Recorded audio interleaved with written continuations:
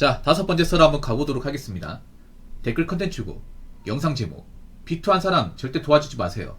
도와주면 같이 자빠집니다. 라는 영상에 달린 댓글입니다. 비투가 뭔지는 아시죠? 비즈니스 투자하는 거. 지금도 분명 비투한 사람도 있을 겁니다. 저는 비투한 사람들 좀 죄송하지만 사람으로 보지 않습니다. 인간으로 보지 않아요. 왜냐, 제 방송에도 예전에 비투한 사람이 있었는데 사람 같은 행동은 안 합니다. 그냥 도박 중독자랑 똑같아요, 하는 것이. 한때 비투가 열풍이 있었던 적이 있었죠. 3년 전에 2021년 2020년 이때 비트코인 광풍이 들어가지고 개나 소나 다 뛰어들고 그랬습니다. 여기 계신 분들 중에서도 뛰어든 사람 있을 거예요. 근데 어떻습니까? 그때 좀 재미 본 사람도 있어요? 잠깐 재미 봤지만 좀 털린 사람도 많을 겁니다. 그때 참 사람들이 좀 넋이 나가 있었어요. 넋이 나가면 했던 게 뭐 자고 올라면 뭐 20% 30% 오르다 보니까 뭔가 이렇게만 투자하면 부자 될 것 같았거든. 그때 저도 많이 꼬드김을 당했어. 왜 안 하냐고.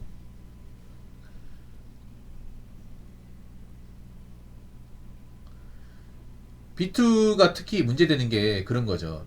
뭐 대출을 너무 한도 끝도 없이 받았다는 거지. 그 레버리지 투자라고 하죠.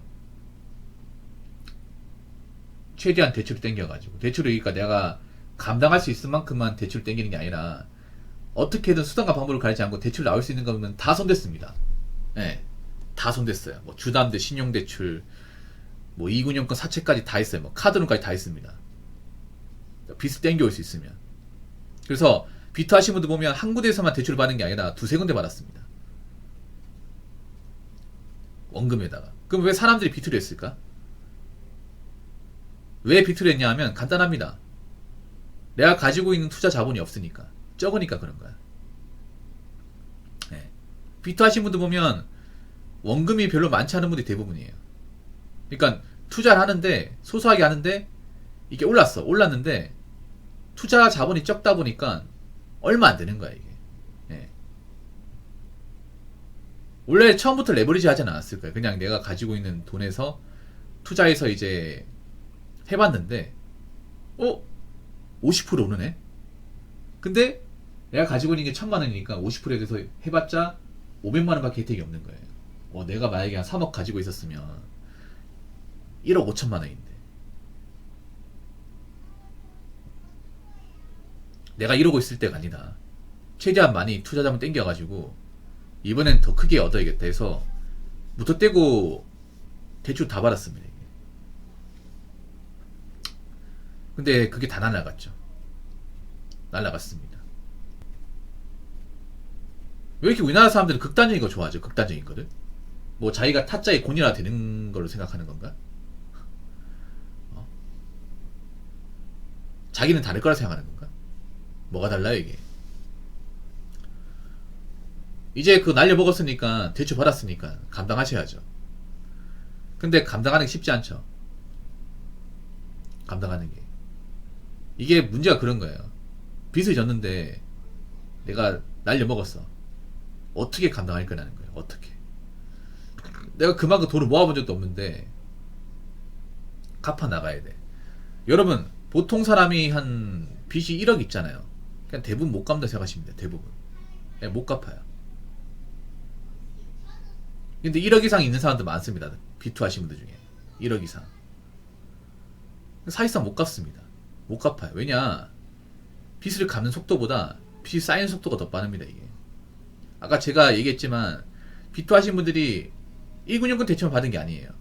1군형권, 2군형권, 카드론, 사채까지 다 있습니다. 이게 여기저기 다 있어. 빚을 갚으려면 일단 연애 결혼을 포기해야 됩니다. 연애 결혼 포기해야 되고 개인 취미생활도 포기해야 돼. 정말 일만 해야 돼. 일만. 몇 년 동안은 그냥 죽었다 생각하고 내가 반성한다 생각하고 일만 해야 돼요. 근데 그렇게 일할 수 있는 사람이 얼마나 있겠냐고. 그거 아무나 못합니다. 여러분. 정말 빚 갚으려고 막 투자 쓰이자 해가면서 쉬는 날 없이 정말 톱니바퀴처럼 일한다는 거 정말 힘듭니다. 여러분. 비투한 사람들 중에 그만큼 또 부지런한 사람도 없어요. 겁은 많아가지고.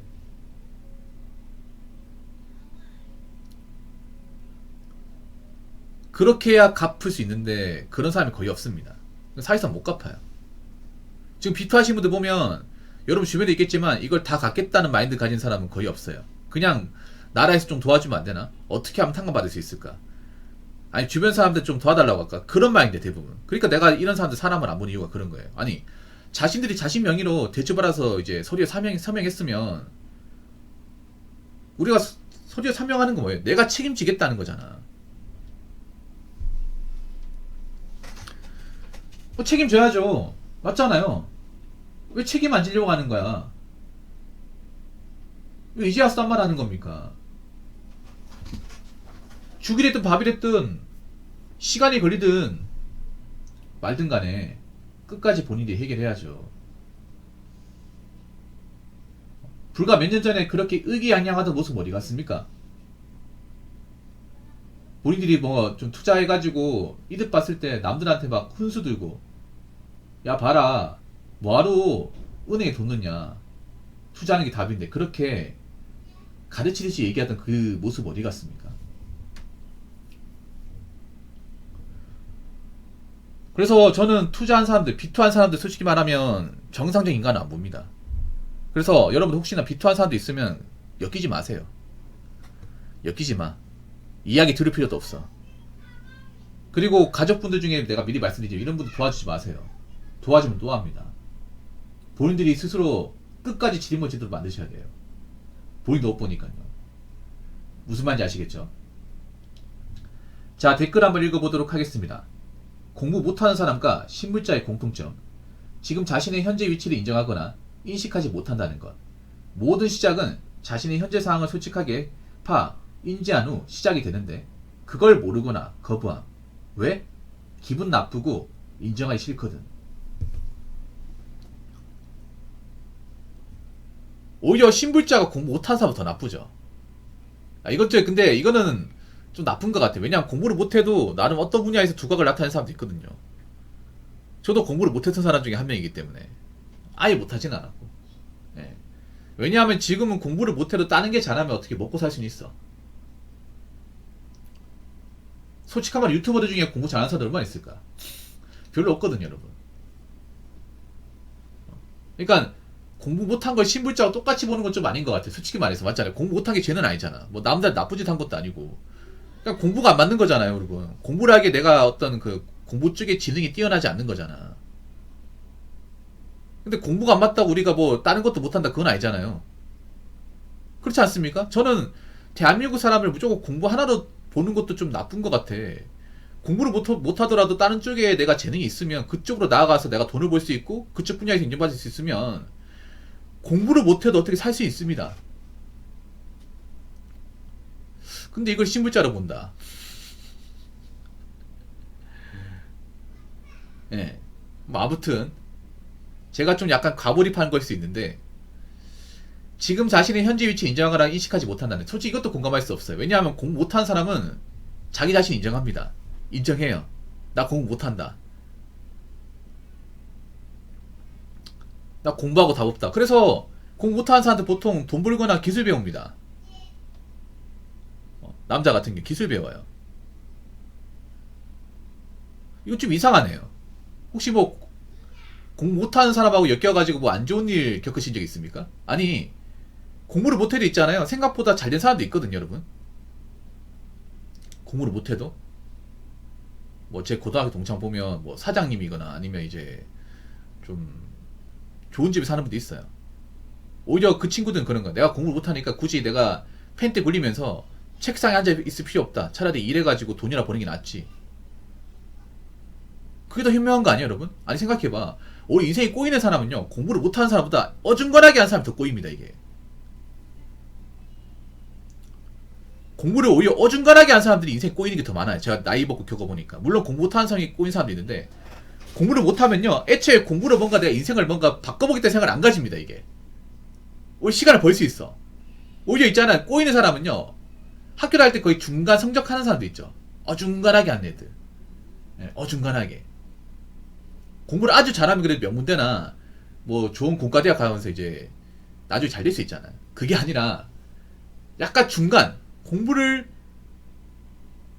못한다고 보기도 그렇고, 그렇다고 열심히 하긴 하는데 잘한다고 보기도 그 애매한 라인이 있죠.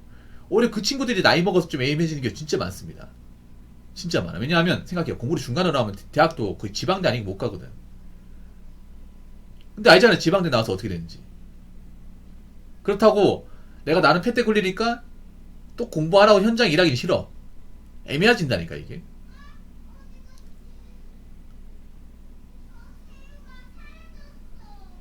그래서 공부를 못한다고 무조건 뭐 너는 뭐 딴 일도 못한다 그건 아니에요. 공부머리하고 일머리하고 확실히 달라. 네, 확실히 다릅니다. 공부를 잘한다고 현장일 잘하는 게 아니에요. 별개입니다. 별개예요. 공부를 잘한다고 머리를 잘 짜는다거나 디자인 잘하는 건 아니에요. 별개. 재능이 다른 거야 이게.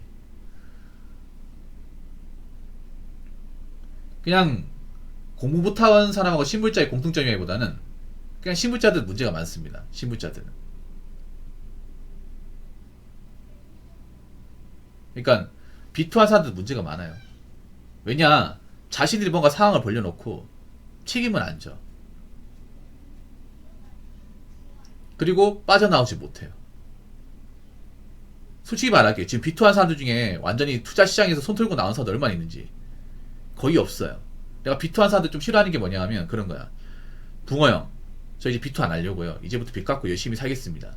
그런 사람이 많을 거야. 아니면 어떻게든 돈 모아가지고 다시 역전하겠다. 내가 잃어먹은 거 다시 투자해서 분명히 떡상할 거야. 떡상해서 내가 꼬라박은 거 다시 메꿀 거야. 그런 사람이 많을까요?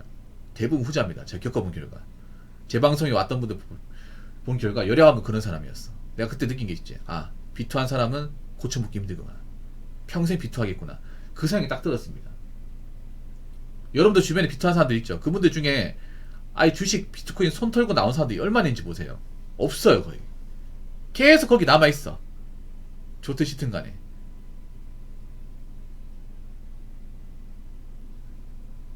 그래서 웬만하면 비투한 사람들 있죠. 꼬라박은 사람들하고 엮이지 마세요. 엮이지 마.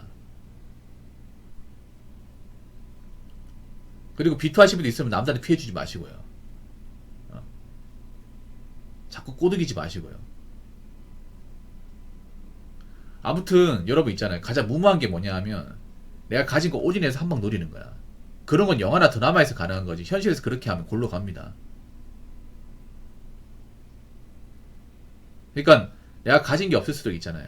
유행 같은 거 바라지 마시고요. 정석대로 사세요.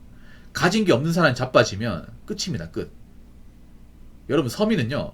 한번 인생의 위기를 겪잖아요. 평생 복구가 안 됩니다.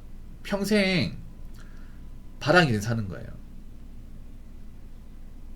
그러니까 그런 거에 뭐냐 하면 올라가는 것만 생각하지 마시고 한번 자빠졌을 경우에 어떻게 되는지 그것도 한번 생각해봐.